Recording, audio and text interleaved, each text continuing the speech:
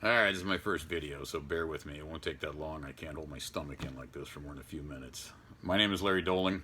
I'll be teaching an hour and 45-minute block of instruction at FDIC 2020.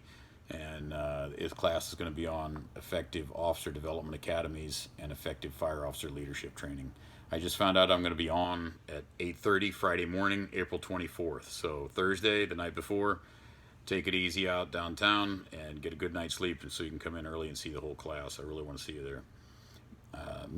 I'm with Palm Beach County Fire Rescue here in South Florida. I've been here for over 28 years. I've been a company officer, a captain since 2002. Most every shift of that has been in busy stations. We like to say in zones that don't have a Starbucks, and the Narcan never expires. I attended 3 leadership academies while I was in the military, and I'm bringing some of that here.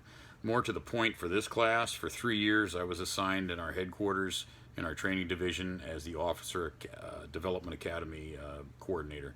We had 5 different Officer Development Academies for our different ranks: lieutenants, captains, EMS officers, and battalion chiefs. We also had an Officer Development Academy and leadership training for our volunteer division. We have 100 volunteers in our system. A little bit about the class. The number one goal of the class is to deliver valuable training, directly job related, timely, and relevant, with very little fluff.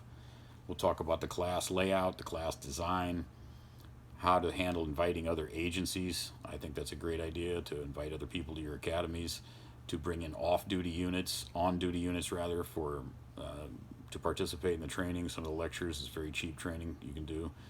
How to select a class leader and company leaders, how to get CEUs for your academy. I got 80 CEUs towards the end there for our certifications through the state. How do you find resources, subject matter experts, and how do you get them to work cheap? One example is we had a guy from the power company come in. He was a lineman.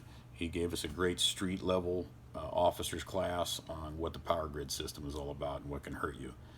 Guy worked for free, came in for nothing, so it can be done. Also going to have talk about the student manual. You're going to have to develop some kind of little book to take notes and that kind of thing. And a lot of this stuff is a resource guide they can use through their entire career. The blocks of instruction, I think you need to start with mandated training. A lot of times departments have mandated training through their organization or through the state. Sexual harassment, diversity, nobody likes to talk about it, but I've seen a lot of guys' careers augur in for that. You can get certifications internally and externally if you have like an inspector thing or some kind of a safety inspection type thing you want to give out to everybody. Now is a good time to do it in Officer Development Academy. Obviously, you talk about leadership and setting expectations, new employee development. Your officers are in charge of your rookies when they get out in the field, so they need to be instructed or trained on how to handle that. Company drill design. Bob Carpenter teaches a great drill design class. He's from Metro-Dade Fire Rescue. He's probably right down the hallway from me at FDIC. He's going to be doing this for the 13th year in a row. Decision making, that's why they're paying us. So you should be giving people instruction in decision making. Fear and stress and EAP, it's all part of this job. There's no reason you can't have training in that. I've got a pretty good little guide or a helper for employee performance reviews or evaluations. That'll be part of the class too. We're also going to talk about flexibility and building flexibility into your program. Life happens. What are you going to do when one of your instructors doesn't show up and you've got an empty 4-hour block of instruction? Semper Gumby, right? Always flexible. We'll talk about day one and the 100 little things that you need to pay attention to.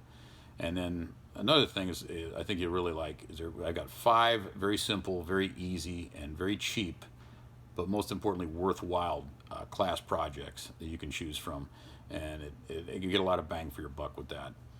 Last is our community involvement. We have a community involvement project. Maybe if my technical wizardry comes through, I can provide a link so you can see that video. Overall, I think we've been very successful here in South Florida for a number of years, and I think I got some ideas that you should probably look at. We don't have to spend a lot of money for this kind of stuff to develop effective training. You need commitment. I teach in a style of like a firehouse kitchen table and discussion. I'd love to hear about your programs and what you're doing. I think it's going to be a lot of fun. This is the best job I've ever had. It's the best job in the world. Why wouldn't you want to be good at it? Why wouldn't you want your brothers and sisters to be good at it? I hope to see you bright and early on Friday morning at 8:30 at FDIC 2020. Thank you.